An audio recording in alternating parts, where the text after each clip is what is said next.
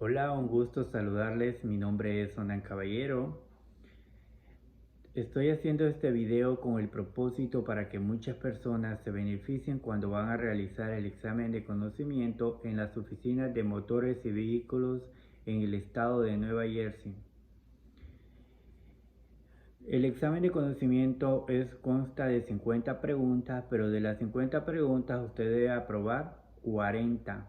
Al aprobar las 40, entonces viene uno de los que trabaja en la oficina de motores y vehículos, les pone un sello y luego le da la cita para que usted vaya en cuál fecha usted quiere hacer el examen de manejo.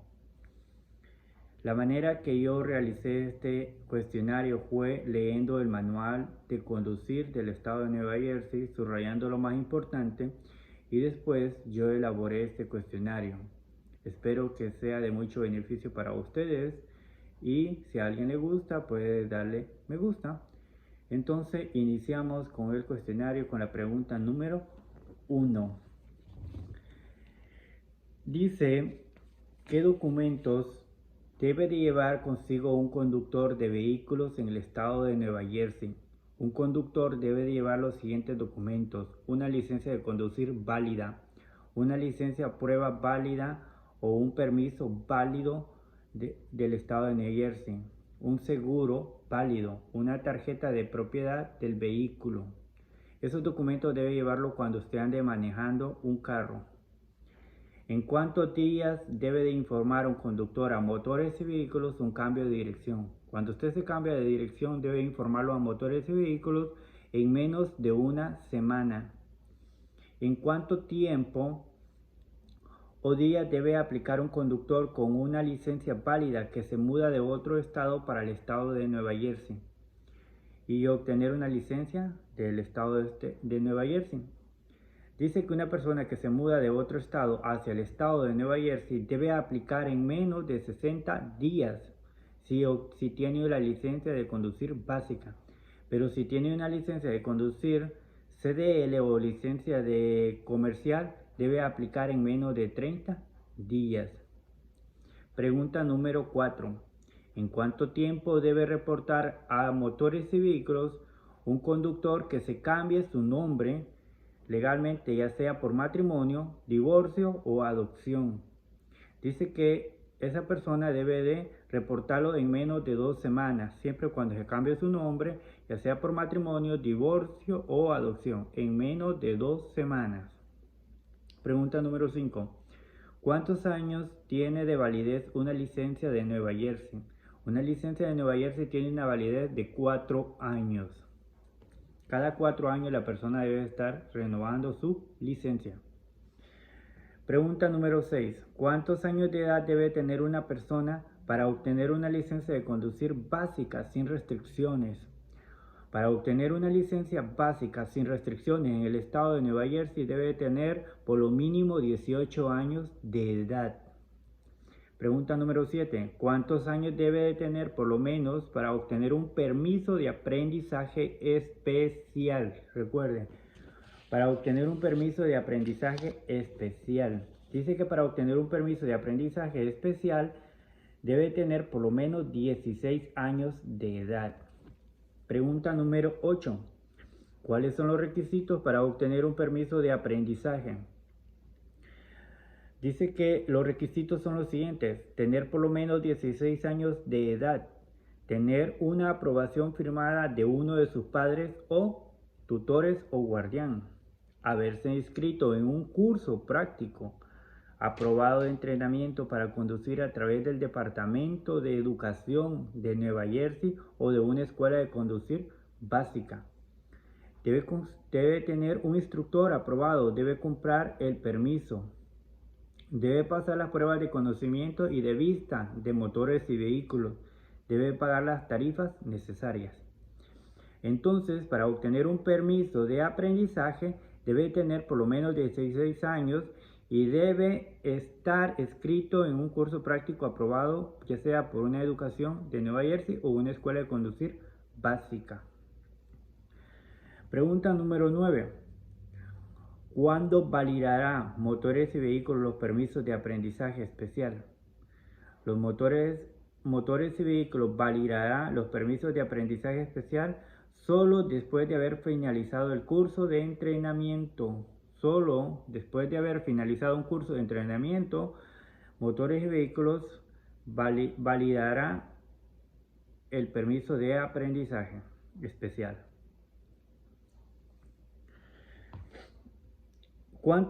Pregunta número 10. ¿Cuántos años debe tener por lo menos para obtener un permiso de examen o una licencia de prueba? Recuerden, para obtener una licencia de prueba o permiso de examen, debe de tener por lo menos 17 años. 17 años. Recuerden la diferencia entre 16 y 17 años, que a los 16 años es para obtener un permiso de aprendizaje y a los 17 años para obtener un permiso de examen o una licencia de prueba. Pregunta número 11. ¿Por cuánto tiempo debe practicar bajo la supervisión un adulto que tenga más de 3 años y sea mayor de 21 años con una licencia de conducir después que uno aprueba el examen de conocimiento para ir a hacer el examen de manejo? Recuerden que después de que uno aprueba el examen de conocimiento, puede conducir bajo la supervisión de una persona que tenga 3 años con una licencia válida y que sea mayor de 21 años. Entonces, vamos a hablar de cuánto tiempo es. Dice que los que tienen una GDL tienen que manejar durante 6 meses bajo la supervisión. Y los adultos mayores de 21 años de edad en adelante deben practicar durante 3 meses. 3 meses. Pero si alguien ya tuvo una licencia de otro estado de Nueva Jersey y se le venció más de 3 años, o tiene su licencia de su país, entonces está vencida, o si el que trabaja en motor de vehículos toma la decisión que tiene que hacer el examen práctico de conducir, entonces sería por un mes. Un mes es la diferencia que le dan a alguien que ya tiene una licencia de otro estado o de otro país. Ya. Pregunta número 12. ¿Cuáles son los horarios que debe conducir una persona que tiene un permiso de aprendizaje especial o un permiso de examen o una licencia de manejo de prueba? Dice que esa persona no debe manejar entre las 11 y 1 minuto PM a 5 AM. Entre 11 y 1 minuto PM a 5 AM. Entre ese horario esa persona no puede manejar. Los que tienen una licencia de conducir GDL. Pregunta número 13. ¿Cuántas calcomanías deben mostrar en las placas del carro todos los conductores GDL de menos de 21 años que poseen un permiso o una licencia de prueba? Recuerden que los permisos y la licencia de prueba son los GDL los que deben demostrar 2 calcomanías reflectoras rojas y visibles dadas y compradas en las oficinas de motores y vehículos. ¿Y cómo deben de colocarse esas calcomanías? Esas calcomanías deben mostrarse en la esquina izquierda superior de la placa trasera y la otra en la parte de la esquina superior de la placa delantera. Entonces, una calcomanía va en la placa trasera, en la parte superior izquierda, y la otra va en la esquina de la parte superior de la placa delantera. Pregunta número 14. Cuando un policía lo para porque alguien no lleva el cinturón de seguridad, ¿quién es el responsable? Recuerden, si un conductor es responsable de todos los pasajeros menores de 18 años. Un conductor es responsable de todos los pasajeros menores de 18 años. Pero todos los que ya tienen 18 años en adelante, los que son mayores de 18 años en adelante, que vayan en el asiento frontal, son responsables por sí mismos. Son responsables por sí mismos. Entonces la diferencia es que un conductor, todos los que son menores de 18 años, la responsabilidad es del conductor que va manejando el carro. Y todos los que ya son mayores de 18 años y van en un asiento frontal son responsables por sí mismos. Si un policía los para, les pone el ticket a esa persona mayor de 18 años. Él es responsable de pagar esa multa por no colocarse el cinturón de seguridad. Pero uno siempre como conductor de un carro, lo responsable de uno es decirle que se coloque el cinturón. Y la siguiente dice que los conductores con permiso GDL o licencia de prueba deben exigir que todos los pasajeros sentados en cualquier lugar del vehículo usen el cinturón de seguridad. Recuerden eso. A veces sale en el examen eso, que todos los conductores con permiso GDL o licencia de prueba deben de exigir a todos los pasajeros sentados en cualquier lugar del vehículo que usen el cinturón de seguridad. Pregunta número 15. Dice: ¿a qué ayudan los cinturones de seguridad? Los cinturones de seguridad ayudan a salvar vidas y mejorar la posibilidad de que un conductor pueda salir con vida en un accidente un 60%. Si uno usa su cinturón de seguridad correctamente y tiene un accidente, tiene un 60% de sobrevivir de ese choque. Evitan que los conductores y los pasajeros sean lanzados fuera del vehículo en el momento de una colisión. Detienen el cuerpo de la persona a la misma velocidad del vehículo. Evitan que el conductor o pasajero se deslicen de su asiento durante paros o giros repentinos. Entonces, por eso es importante usar el cinturón de seguridad.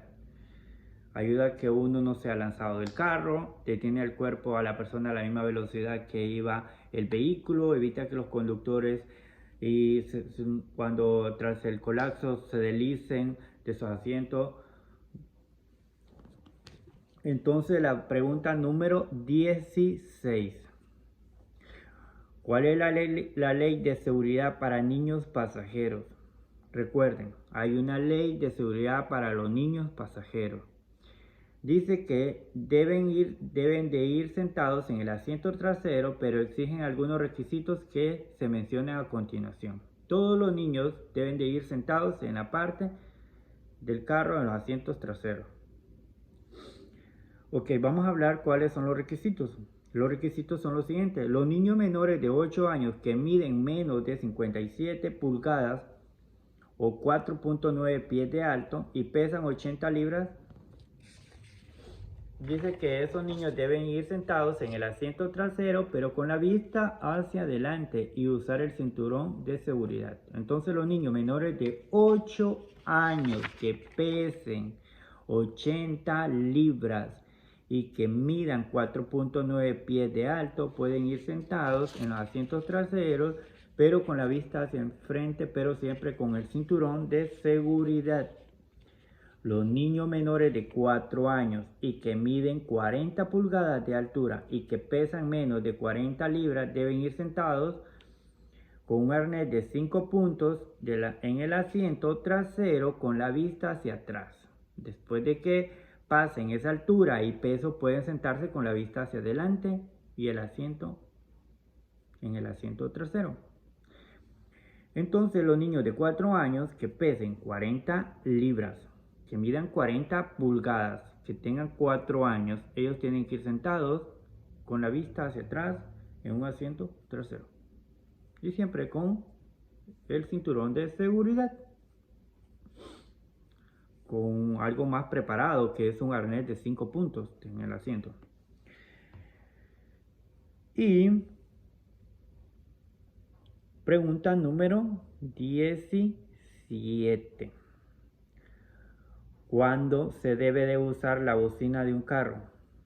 La bocina de un carro no se usa en cualquier momento, solo porque vamos en una calle, ir pitando, saludando.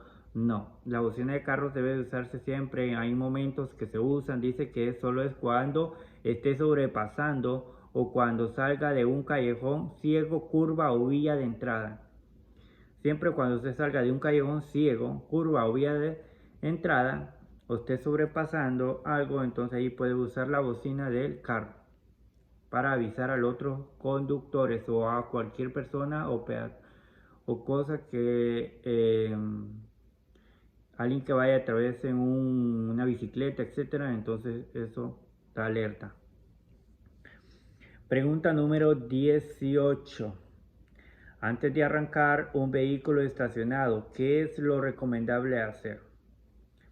Siempre cuando usted esté parqueando su carro y antes de retroceder, lo más recomendable es hacer esto. Antes de entrar al carro es bueno revisar qué hay delante, lo que hay detrás del carro, ya que pueden haber niños, ahí pueden haber bicicletas, latas y botellas u otras cosas que no se pueden ver cuando uno ya se sienta en el asiento del conductor. Entonces ahí uno ya por el espejo retrovisor no puede mirar todo lo que hay atrás. Entonces lo más recomendable es revisar antes de montarse el carro, ya que pueden haber un bebé agachado o puede haber una bicicleta acostada, etcétera, o latas o botellas, etcétera, muchas cosas que pueden haber. Entonces por eso es importante revisar el carro. Pregunta número 19. ¿Cuáles son las condiciones que pueden dar una intoxicación por monóxido de carbono? Esta pregunta siempre sale en el examen. Y dice que para que uno se intoxique con monóxido de carbono, dice que las condiciones son manejar un vehículo con una fuga en el escape o un motor mal afinado. Manejar un vehículo con una fuga en el escape o un motor mal afinado. Manejar un carro con una cajuela o puerta trasera abierta. Manejar un vehículo con agujeros en la carrocería del vehículo. Tener el vehículo encendido dentro de un garaje con las puertas cerradas incluso puede afectar teniendo hasta las puertas abiertas de un garaje. Lo más recomendable es que dentro de un garaje no encender mucho tiempo el carro, solo encenderlo y sacarlo hacia afuera. Manejar un vehículo que su escape esté bloqueado por residuos de nieve, hojas o agua. Todos esos problemas pueden afectarle a uno para que uno se intoxique con monóxido de carbono. Esta es pregunta del examen. En el examen a veces sale, siempre el examen cuando colocan la pregunta dice A, B, C, D. Entonces, tal vez le ponen en el examen una condición que puede afectar para que una persona se intoxique con monóxido de carbono es, inciso A, manejar un vehículo con una fuga en el escape o un motor mal afinado. Inciso B, llevar un carro con las ventanas abiertas. Inciso C, tener un vehículo encendido dentro de un garaje con las puertas cerradas. Y inciso D, A y C son correctas. Entonces, ¿cuál es la respuesta correcta? El inciso D, porque la pregunta A es correcta. Manejar un vehículo con una fuga en el escape o un motor mal afinado produce un monóxido de carbono y tener un vehículo encendido dentro de un garaje con las puertas cerradas también produce una intoxicación de monóxido de carbono. Así a veces sale en el examen. Pregunta número 20. ¿Cuál es la posición de las manos en el volante cuando va manejando en línea recta? Siempre, cuando nosotros vamos manejando un carro, siempre hay unas condiciones como debe uno agarrar el timón o el manubrio de ese carro. Dice que debe tener una posición de 9 y 3 horas de reloj. Entonces, ¿cómo es? Aquí son las 9, estas son las 3. Entonces es de esta manera, agarrar el timón o el manubrio del carro. Y dice que sí, siempre cuando uno va a girar en una vuelta o entonces debe de cambiar ya de 9 y 3 horas de reloj, se lo cambia a 12 horas el reloj. Entonces la posición de agarrarse manubrio de ese carro o el timón es de 9 y 3 horas el reloj y siempre cuando va a girar cambia a 12 horas. Pregunta número 21. La distancia para detenerse depende de qué. Cuando usted va manejando y para detener el carro depende de estas cosas. Del tiempo de reacción del conductor. Si usted reacciona rápido, su carro lo detiene rápido. El tiempo y las condiciones y la visibilidad. También el tiempo, se trata de el tiempo y las condiciones como usted ve adelante, también así ayuda a detenerse. El peso del vehículo. Un vehículo más pequeño es más fácil de detener que un vehículo con un peso grande. Las condiciones de los frenos. Si los frenos están bien, su vehículo es más fácil de detenerlo. Las condiciones y el tipo de llantas, también eso es importante. Las llantas deben de estar en buen estado para que le ayude bastante para detener su carro. Las condiciones del pavimento y la velocidad, según a su límite de velocidad que usted lleva, así puede tener su vehículo. Entonces son el tiempo de reacción del conductor, el tiempo y las condiciones y la visibilidad, el peso del vehículo, las condiciones de los frenos, las condiciones y el tipo de llantas, las condiciones del pavimento y la velocidad. Esas son la distancia para detener un vehículo. La manera como usted puede detenerlo. Pregunta número 22. ¿A cuántos pies debe un conductor encender la señal de giro antes de girar? Pregunta de examen. Dice que usted debe poner sus señales cuando usted va a girar o va a sobrepasar a un carro en una carretera estatal o una pista. Dice que por lo menos 100 pies antes de girar. 100 pies antes de girar usted debe colocar su señal, se va a girar. Pregunta número 23. En las señales de manejo, ¿qué significa cuando un conductor va manejando un vehículo? Hace las señales con la mano y saca la mano hacia arriba, hacia abajo y el brazo recto. A veces las señales de los carros, las luces están malas, entonces no podemos hacer señal que vamos a parar, no podemos señal que vamos a girar a la derecha, no podemos hacer una señal que vamos a girar hacia la izquierda, o entonces lo que hacemos es que tomamos nuestras manos y con las manos hacemos una señal. Entonces dice con el brazo hacia arriba significa giro hacia la derecha. Entonces con este brazo hacemos hacia arriba del carro, entonces estamos dándole a conocer a otro conductor que nosotros vamos a girar hacia la derecha. Pero si con la mano y el brazo recto, de esta manera, cuando vamos manejando, lo hacemos así recto, así. Entonces esto significa que nosotros vamos a doblar hacia la izquierda. Pero si la mano y el brazo lo ponemos hacia abajo del carro, sacamos la mano sobre el espejo y lo colocamos hacia abajo, entonces significa que le estamos diciendo a otro carro que se reduzca su velocidad o que pare. Entonces, las condiciones de la mano son así. Mano y brazo hacia arriba significa giro a la derecha. Mano y brazo recto significa giro a la izquierda. Mano y brazo indicando hacia abajo significa detenerse o reducir la velocidad. Pregunta número 24.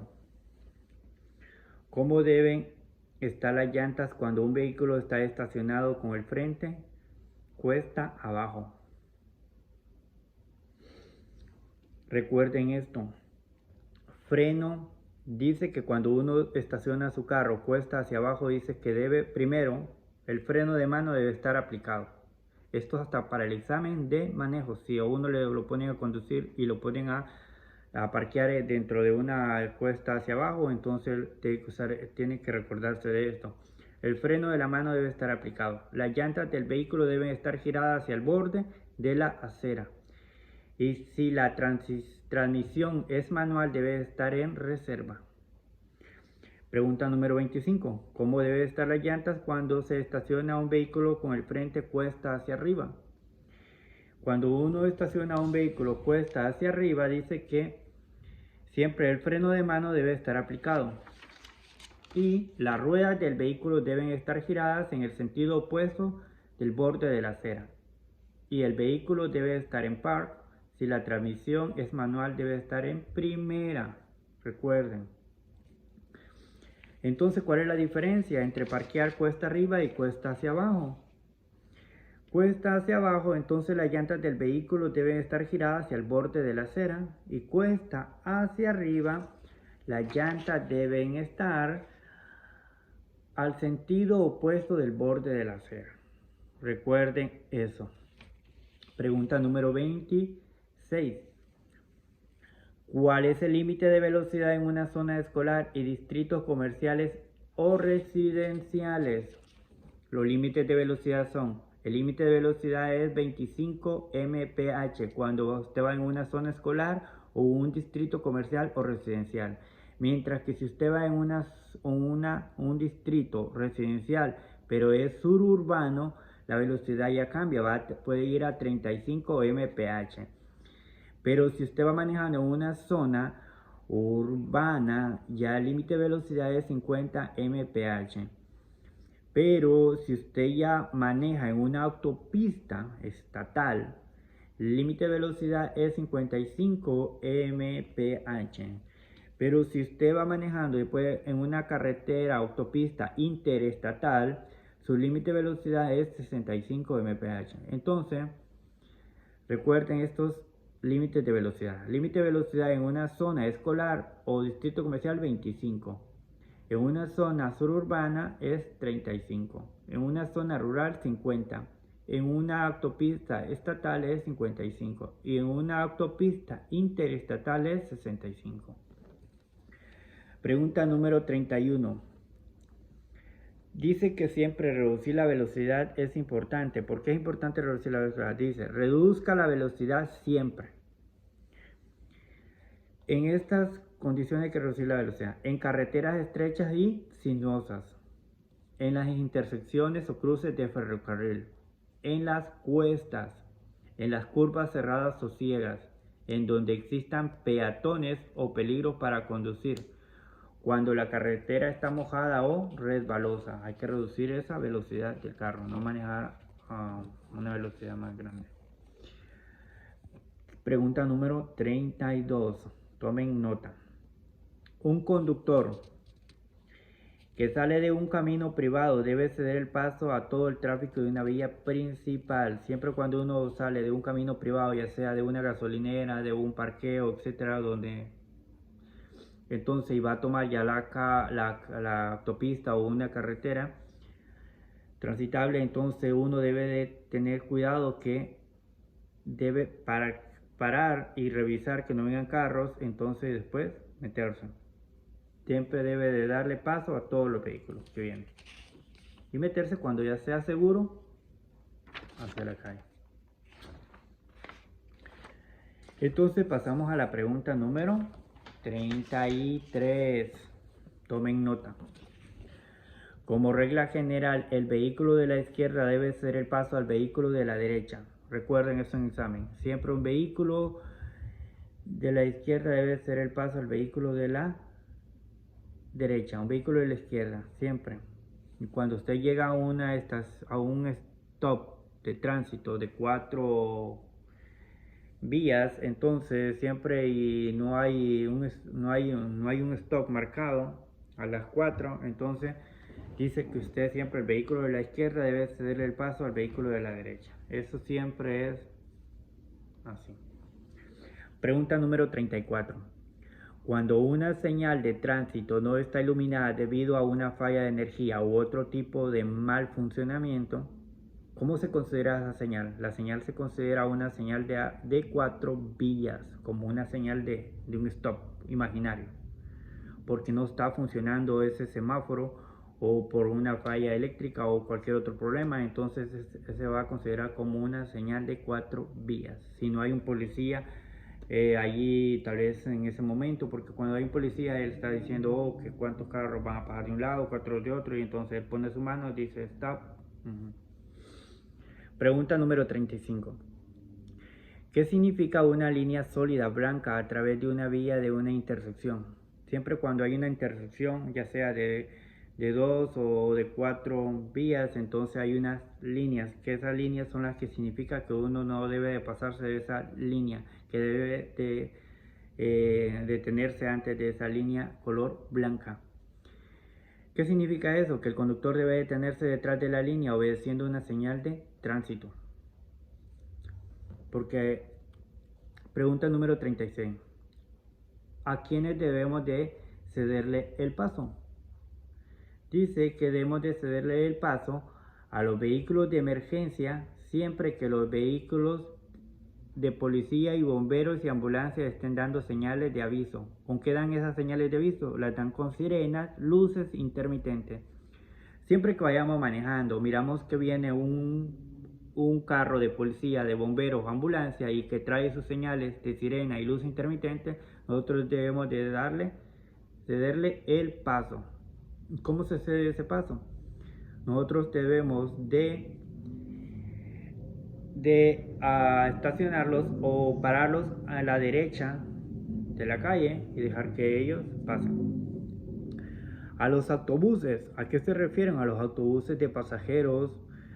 Cuando un bus está en su parada montando o bajando pasajeros, luego que monta el pasajero, ellos tienen que continuar con su tránsito, entonces ellos tienen que retornar a la calle, entonces nosotros debemos de detenerlos para que ellos también se metan y sigan su trayectoria, su flujo de tránsito.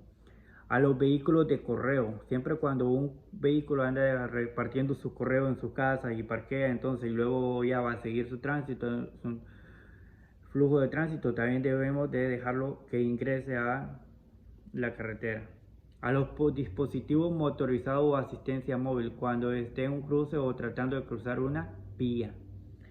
Cuando hay otros vehículos que están cruzando una intersección. A veces cuando hay una intersección y entonces hay vehículos que siempre van cruzando, ya cuando la luz se pone verde todavía no han terminado de cruzar esa intersección, hay que dejarlos primero que crucen para luego nosotros continuar con el destino. Y también como más importante siempre los peatones. Los peatones siempre hay que dejarlos, siempre son los que tienen ese pase todo el tiempo. Y siempre tener cuidado porque a veces no se ven, entonces por algo, entonces hay que tener gran cuidado siempre cuando vamos en una intersección. Pregunta número 37. ¿Qué significa carriles de aceleración?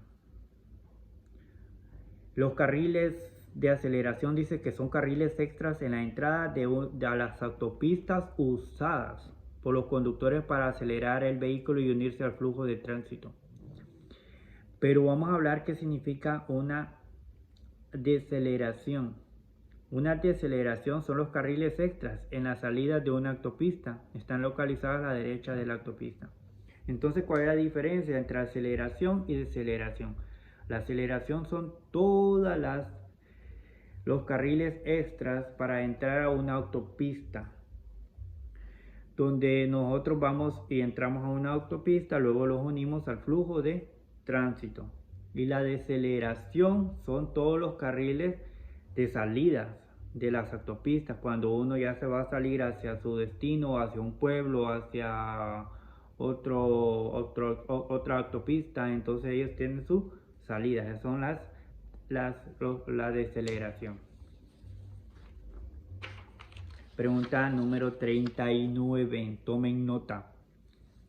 Si un conductor deja pasar la rampa de salida en una autopista, la carretera o autopista de cuota debe continuar hacia la siguiente salida. Si uno va manejando y por error es una autopista o una calle solo de una vía, pero no tomó en cuenta que a dónde era que uno tenía que tener esa salida y entonces se va pasando. Entonces lo más correcto es continuar a la siguiente salida. No puede retroceder, no puede pararse porque puede haber un accidente. Entonces luego dice que si un conductor deja de pasar la rampa de salida o una autopista, debe continuar hasta la siguiente salida. Número 40. Tomen nota. La mejor manera de entrar en una curva es reduciendo la velocidad de antemano y evitar entrar al otro carril. Siempre cuando uno va a entrar a una curva hay que reducir la velocidad, y si es de una calle de 2 o 3 carriles, entonces dice que no debe de pasarse a la siguiente carril. Debe seguir siempre dentro del mismo carril y reducir la velocidad. Número 41. También tomen nota en esto. En una curva, dice, en la carretera los vehículos tienden a continuar en línea recta. Siempre en una curva los vehículos, si uno no usa ese timón y lo dobla, ahí lo monitoreando hacia llegar como al punto 12, como vimos del reloj, o más, entonces el carro tiende a irse en línea recta. Pregunta número 42. ¿Cuándo no se puede girar a la derecha? Tomen en cuenta esto. Cuando usted va manejando en una carretera, hay partes que usted puede doblar a la derecha, pero ¿cuándo no se puede hacer? Dice que no podemos hacerlo cuando hay una señal que indique que no se permite girar a la derecha en rojo, no turn en red. Cuando hay un letrero dice no turn en red, ahí no podemos doblar a la derecha. Pregunta número 43. ¿Cuándo se permite girar en Nueva Jersey a la derecha con un semáforo en rojo? La única manera que usted puede doblar a la derecha es que no haya un rótulo que diga no turn en red y que haga un stop primero y luego puede doblar. Dice, después que el conductor se haya detenido completamente y verifique si hay tráfico, que no haya peatones cruzando, bicicletas y ciclomotores. Siempre cuando vamos a doblar a la derecha, siempre hay que revisar que no hay peatones cruzando, no hayan bicicletas ni ciclomotores. Y entonces, y que no haya un rótulo no turn en red, y entonces nosotros podemos doblar hacia la derecha. Pregunta número 44. Cuando un vehículo va a girar a la derecha, debe conducir hacia el lugar del giro lo más cerca a su derecha, como sea posible, manteniéndose cerca del borde derecho o de los vehículos estacionados al borde. Siempre si nosotros vamos por una carretera y vamos a doblar a la derecha, entonces lo que tenemos que hacer es conducir hacia el lugar del giro más cerca a la derecha, manteniéndose cerca del borde derecho y de los vehículos estacionados del borde, porque vamos a doblar hacia la derecha. Pregunta número 45. El giro a la izquierda desde una calle de una vía hacia una calle de una vía, vamos manejando en una calle de una vía y vamos a girar hacia la izquierda que es otra calle de una vía. ¿Qué es lo que tenemos que hacer? Dice que debemos de acercarse para girar al carril izquierdo del conductor. Debe girar hacia el carril izquierdo de la calle a la que está ingresando. Siempre tener cuidado. Si no es un semáforo o una parte donde no hay una señal o una flecha para que uno doble para ese lado, entonces lo más recomendable es siempre tener cuidado, dejar que vengan los vehículos que vienen en la calle opuesta, dejarlos pasar hasta cuando usted esté seguro que ya no hay ningún peatón, ningún carro que lo va a golpear, entonces usted ingresa y cruza hacia la izquierda. Pregunta número 46. Giro a la izquierda desde una calle de 2 vías hacia una calle de 2 vías. Cuando usted va a girar a una izquierda de una calle de dos vías hacia una calle de 2 vías. ¿Qué es lo que deben hacer? Recuerden. Primero lo que debe hacerse esto a veces sale en el examen, cuando uno va a girar de una calle de 2 vías a 2 vías. Dice que lo que más debe hacerse es, recuerden esto, acercarse para girar lo más cerca posible al carril más cercano al centro de la calle. Cuando les salga esto en el examen, recuerden que es al carril más cercano al centro de la calle. Mientras gira el vehículo no debe cruzar el borde de los carriles. El conductor debe mantenerse a la derecha de la línea del centro de la calle a la que está ingresando el vehículo. Después que usted gira, entonces usted debe mantenerse siempre a la derecha de la calle a la que está ingresando el vehículo. Pero recuerden esto, al acercarse para girar lo más cerca posible al carril más cercano al centro de la calle. Cuando usted va a girar de un carril de 2 vías a un carril de 2 vías, pero va a girar hacia la parte izquierda. Pregunta número 47. Cuando un conductor debe detenerse. Un conductor debe detenerse en una intersección con una señal de un stop. Siempre que hay una señal de stop, debe detenerse, revisar que no vaya cruzando ningún peatón, no vaya cruzando ningún carro o una bicicleta, etc. Y entonces usted puede seguir su trayectoria, según el orden. En una intersección con una luz roja, que puede estar intermitente o iluminada. Siempre que ustedes revisen una luz, hay una luz roja. Si la luz roja está en el semáforo no intermitente, pues detenerse hasta que llegue la luz verde. Pero si es una luz roja intermitente, significa también como que fuera un stop.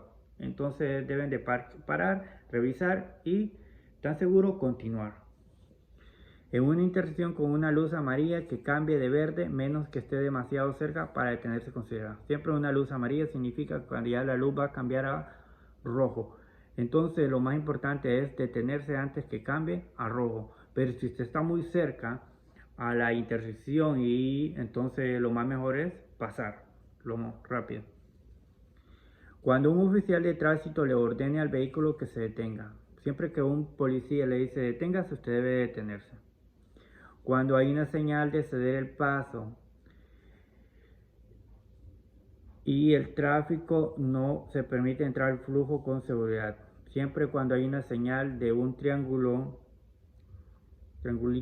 que se llama EAR, entonces usted debe ceder el paso. Cuando un autobús escolar está recogiendo o dejando niños y su luz roja está intermitente. Siempre cuando hay un bus escolar y está con su stop o tiene la luz intermitente, lo más recomendable siempre es parar. Parar. ¿Y cuánto debe parar? 25 pies atrás. Cuando está saliendo o cuando hablamos de un bus escolar, se refiere a pararse, ya sea los carros que van atrás del bus escolar o los carros que vienen de la otra vía. Dice que también debe detenerse cuando esté saliendo de un callejón, camino privado o edificio. Siempre cuando estemos saliendo de un callejón, un camino privado o edificio, debemos de detenerlo y revisar que no vengan carros a ambos lados y podemos doblar ya sea a la derecha o a la izquierda. Sobre un puente que está a punto de abrirse para dejar pasar el tráfico de embarcaciones. Hay puentes que siempre se usan para que pasen carros y cuando pasan embarcaciones muy grandes, entonces ponen un stop y entonces el puente se abre, entonces ahí debemos de detenerlo. Para dejar pasar un peatón ciego que usa un bastón con color blanco o metálico o un perro guía. Siempre debemos de detenerlo siempre cuando va una persona que es ciega y que va usando un bastón color blanco o metálico o un perro guía. Para dejar pasar a los peatones en un cruce de peatones o una intersección.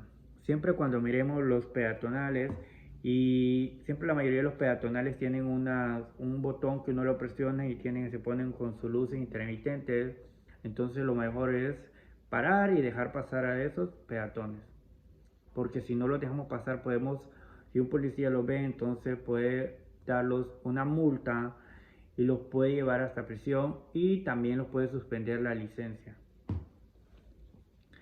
Para dejar pasar a una silla de rueda motorizada o un dispositivo de asistencia móvil sobre un cruce de peatones o una intersección.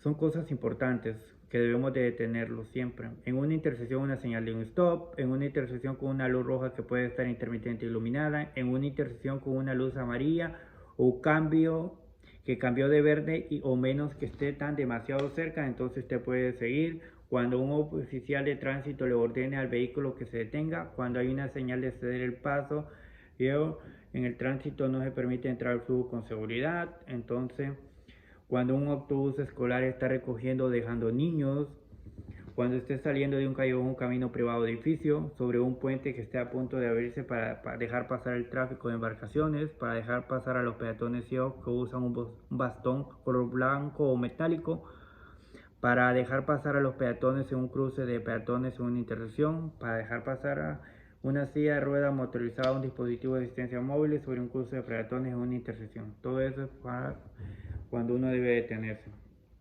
Pregunta número 48. Tomen nota. Las líneas blancas de alto muestran a los conductores dónde deben detenerse cuando hay señales de alto o semáforo. Siempre respetemos esas líneas blancas cuando hay una intersección, porque hay partes donde doblan carros muy grandes y la línea la colocan muy atrás, entonces no debemos de pasar esa línea o pararlos. A veces hay carros que se paran hasta en las líneas de los peatonales. No debemos de respetar eso, siempre usar esa, no pasarlos de esa línea blanca.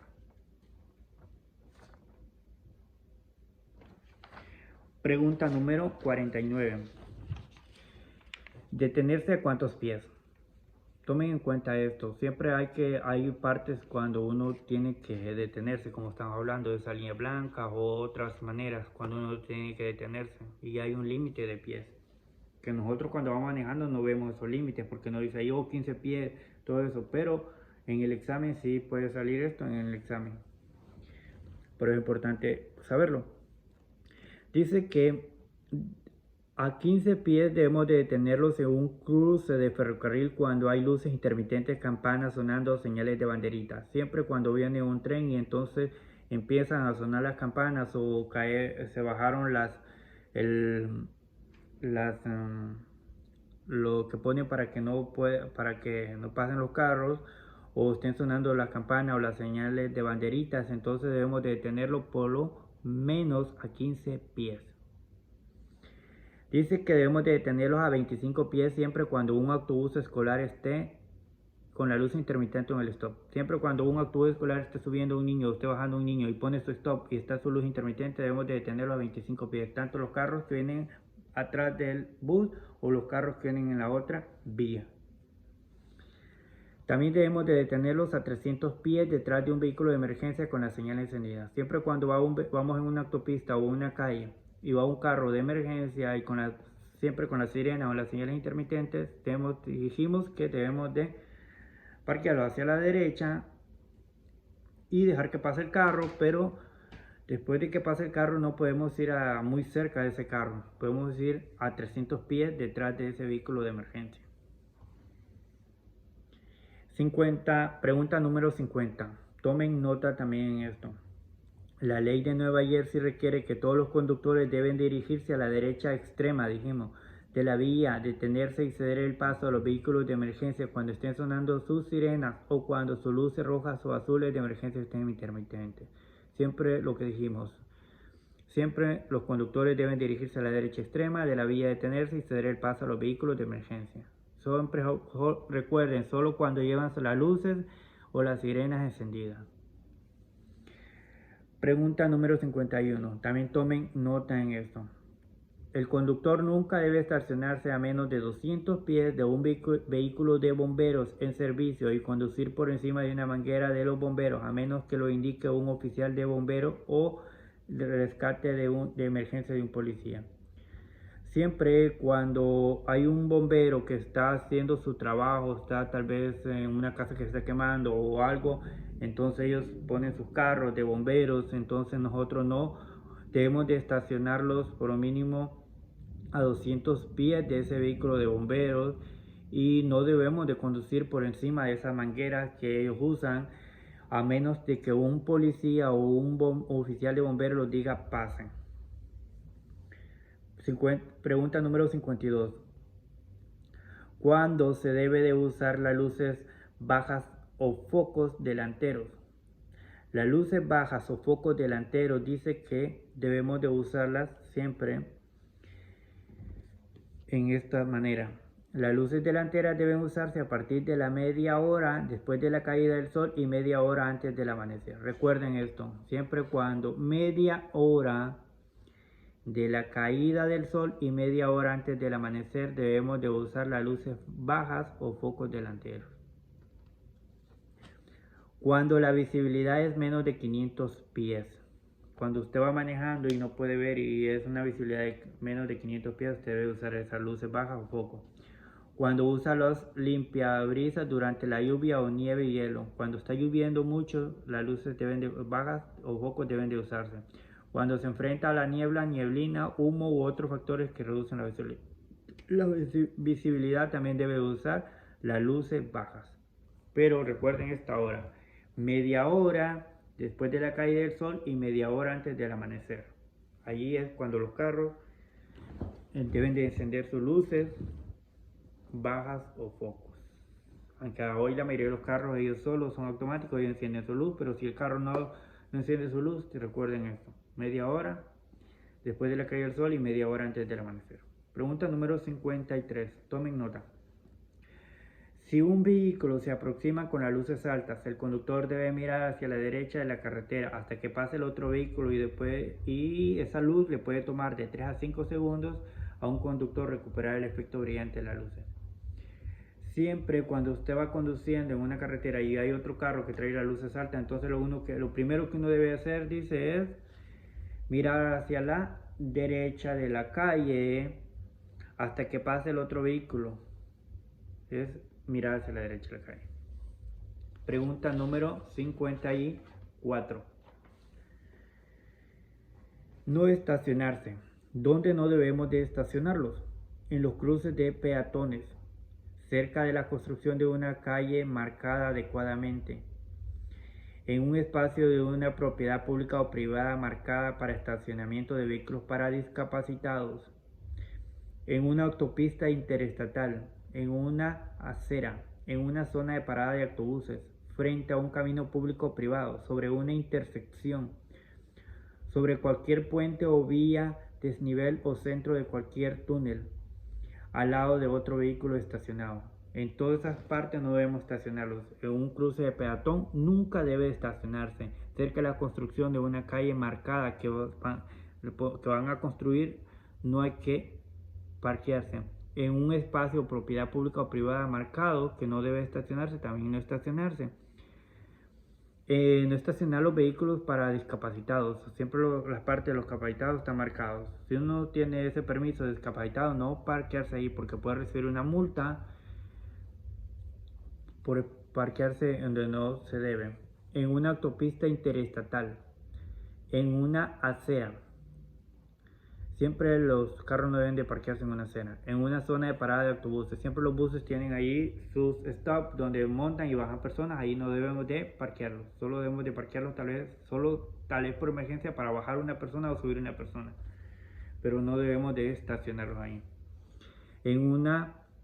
Sobre una intersección. En una intersección no debemos de interferir a la que los otros vehículos pasen. Siempre debemos de no estacionarlos. Sobre cualquier puente o vía de nivel o centro de cualquier túnel. En cualquier túnel no podemos estacionarlos también.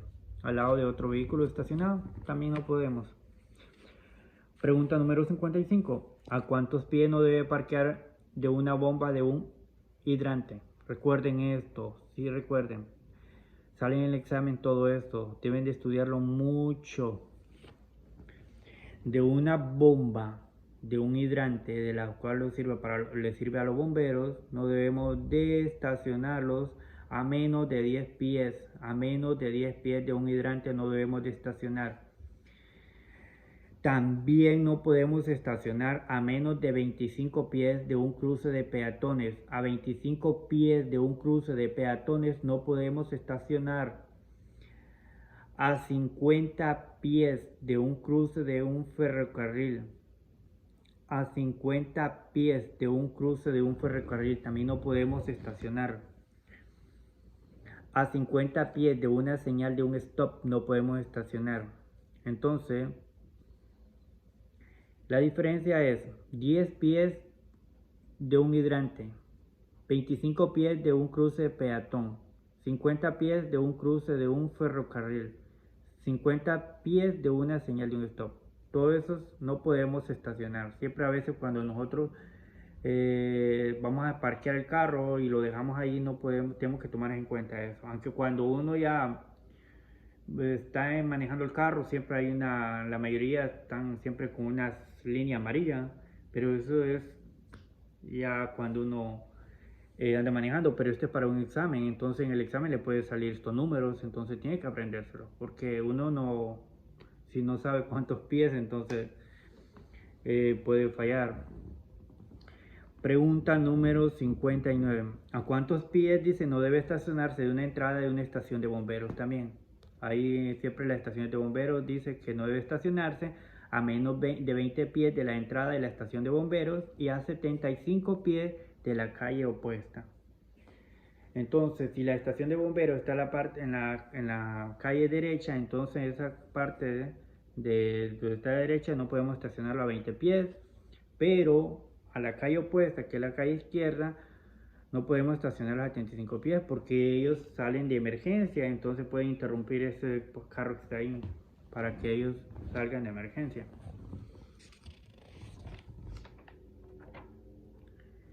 Pregunta número 60.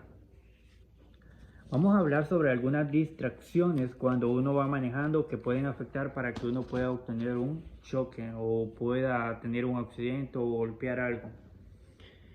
Esas distracciones son encender un cigarrillo. Encender un cigarrillo lo puede distraer.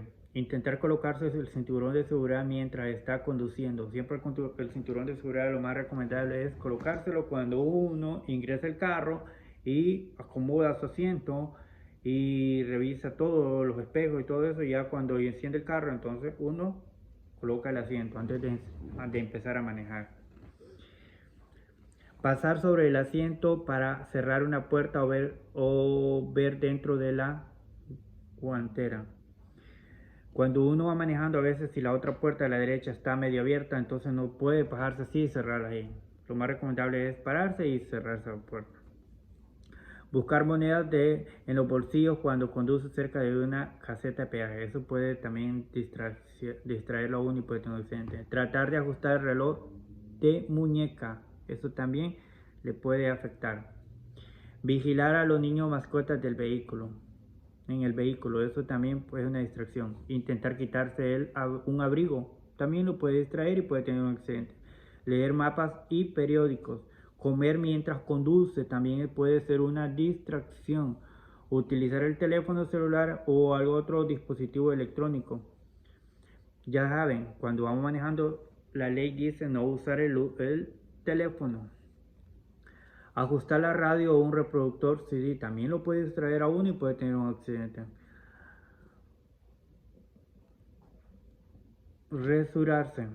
Utilizar una computadora portátil o una máquina de fax. Aplicarse maquillaje. También todo eso son distractores. Pregunta número 61. ¿Cómo se distingue un conductor agresivo con una furia en las vías? Siempre cuando vamos manejando hay unos conductores que van agresivos y nos decimos ¿por qué va agresivo? Etcétera, pues no sabemos. Entonces son personas agresivas. ¿Por qué son agresivas?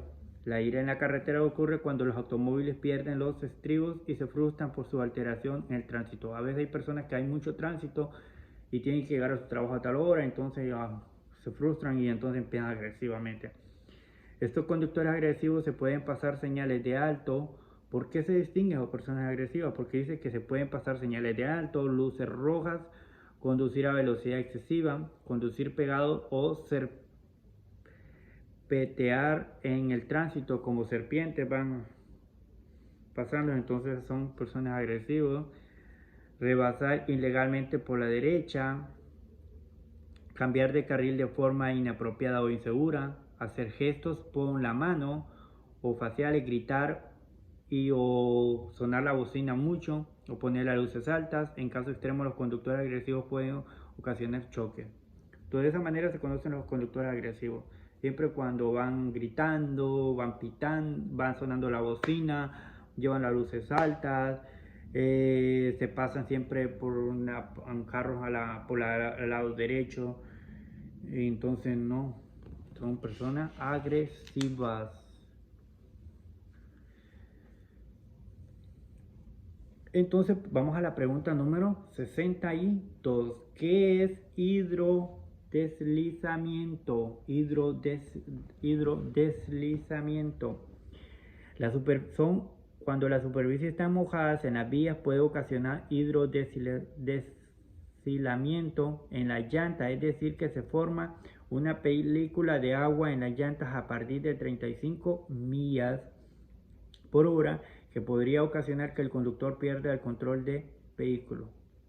Eso es cuando está lloviendo y las llantas entonces hay agua, entonces eso es un hidrodeslizamiento y a partir de 35 millas por hora puede ocasionar que uno pierda el control del vehículo.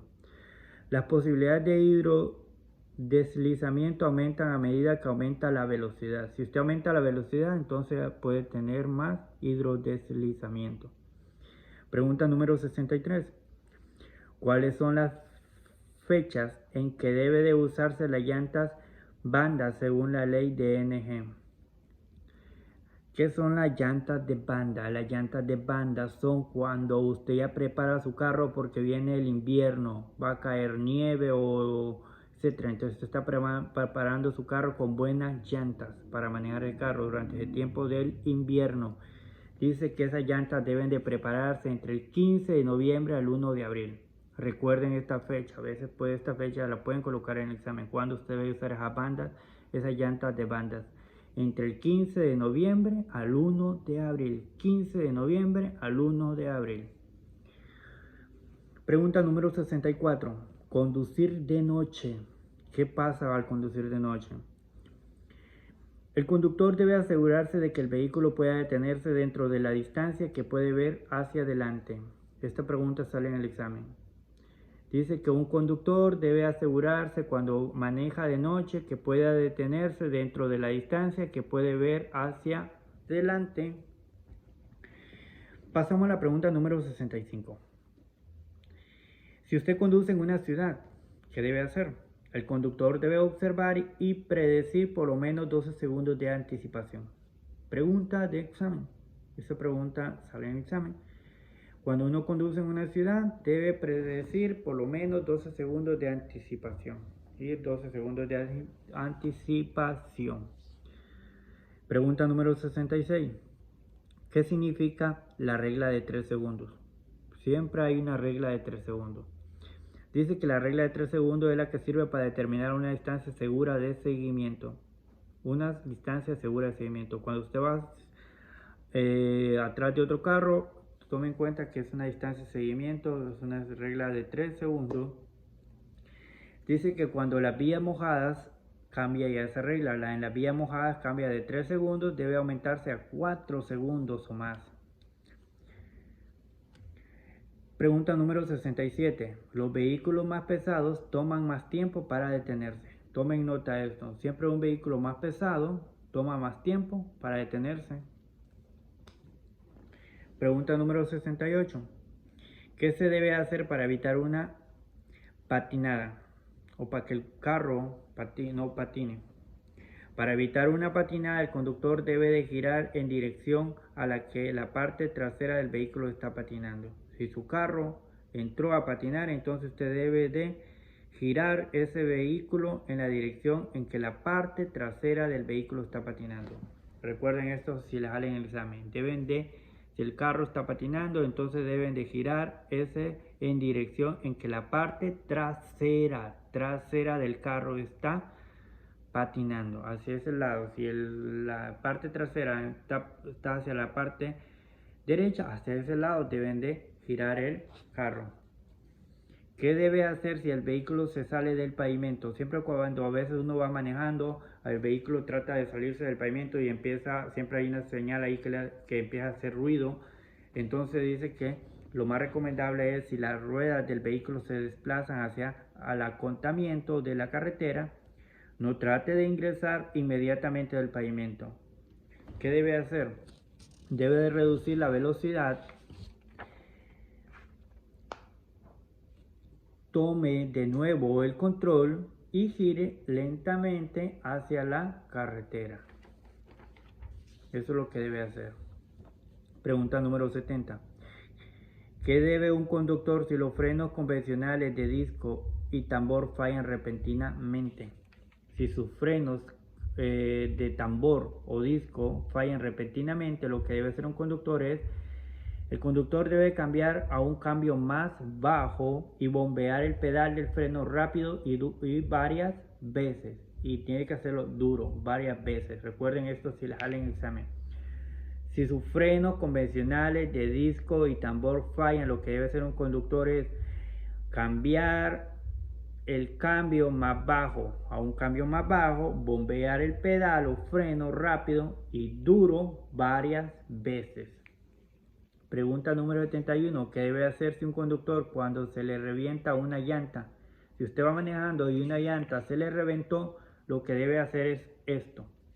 Debe sostener el volante con firmeza y mantener el vehículo recto mientras disminuye la velocidad gradualmente. Usted no puede poner freno. Usted debe dejar que el vehículo él solo disminuya la velocidad gradualmente. Esto sale en el examen. Si usted le reventó una llanta, debe sostener el volante con firmeza y mantener el vehículo recto mientras disminuye la velocidad gradualmente.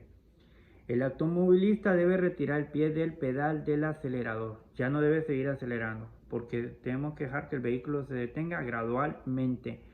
Pero dice que no debe de usar los frenos, no debe de frenar. El vehículo debe detenerse por su cuenta a medida que el automovilista llega en un área segura fuera de la carretera. Debe tratar de salirse de la carretera, pero ir hasta que el vehículo se detenga gradualmente. No frenar y quitar el pie del acelerador cuando se le revienta una llanta. Pregunta número 72. Tomen nota también. A altas velocidades o en un mal clima, la distancia de seguimiento debe de aumentarse. Cuando el clima está malo y a altas velocidades, la distancia de seguimiento debe aumentarse. Si usted va atrás de un carro, entonces y está mal el clima, van a una velocidad alta, también la distancia de seguimiento debe de aumentarse. No debe ir muy cerca a un carro, ya sea un carro grande o un carro pequeño.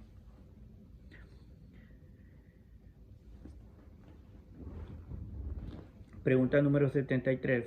Fallas en el pasador del capó.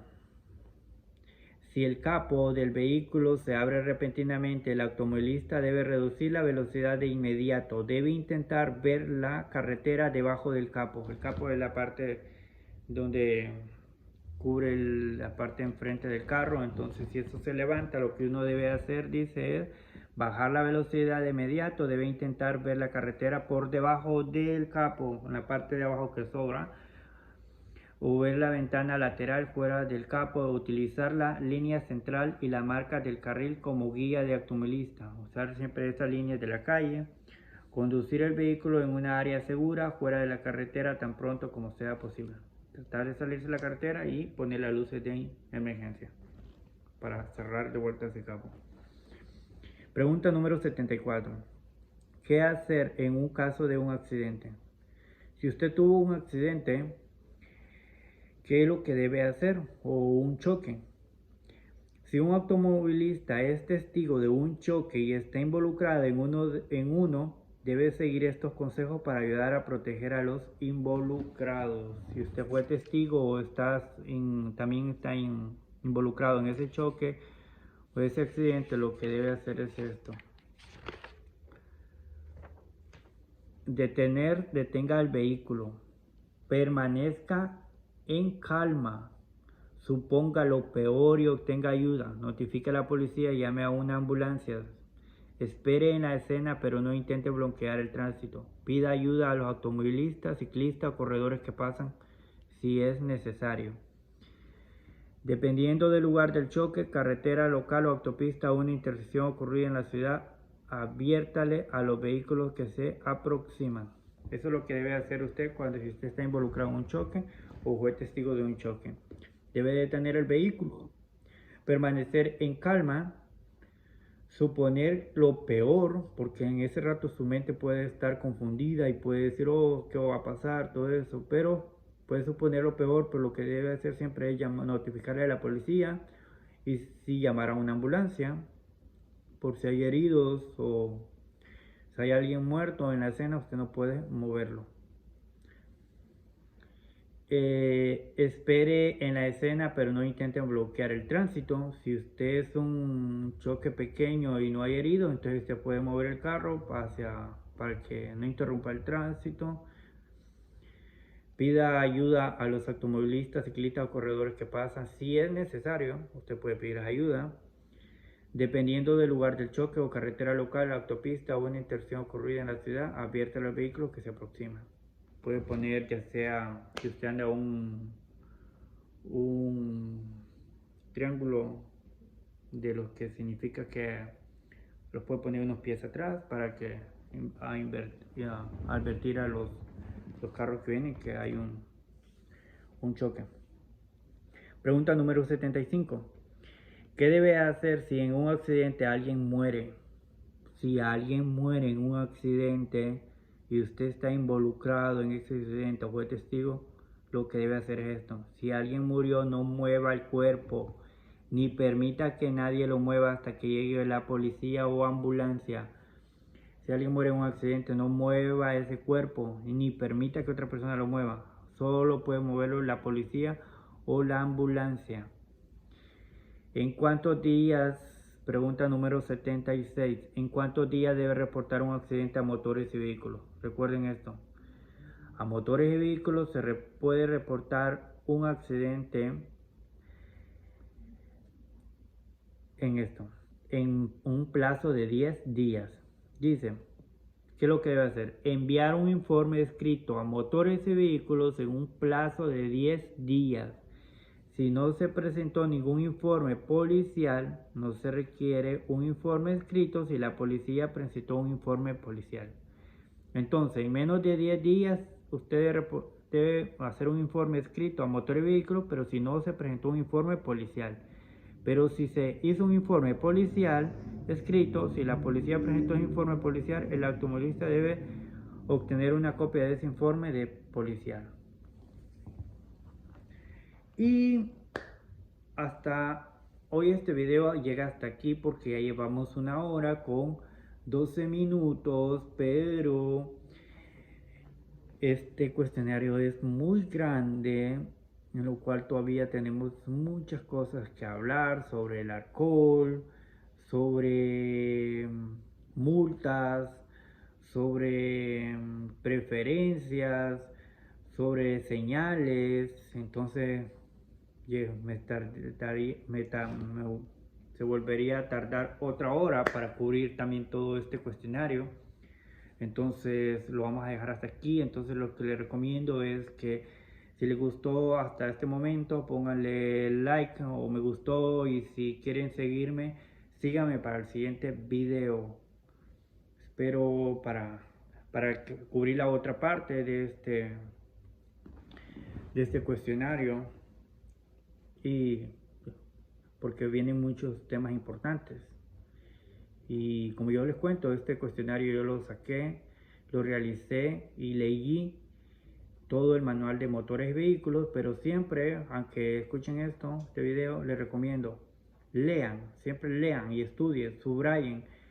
Si tienen el manual de conducir en físico y si lo tienen en una computadora, pues lean y hagan apuntes de lo que usted considere más importante, apunten y apunten, para que cuando vayan a hacer el examen, ustedes aprueben las 40 preguntas a la primera.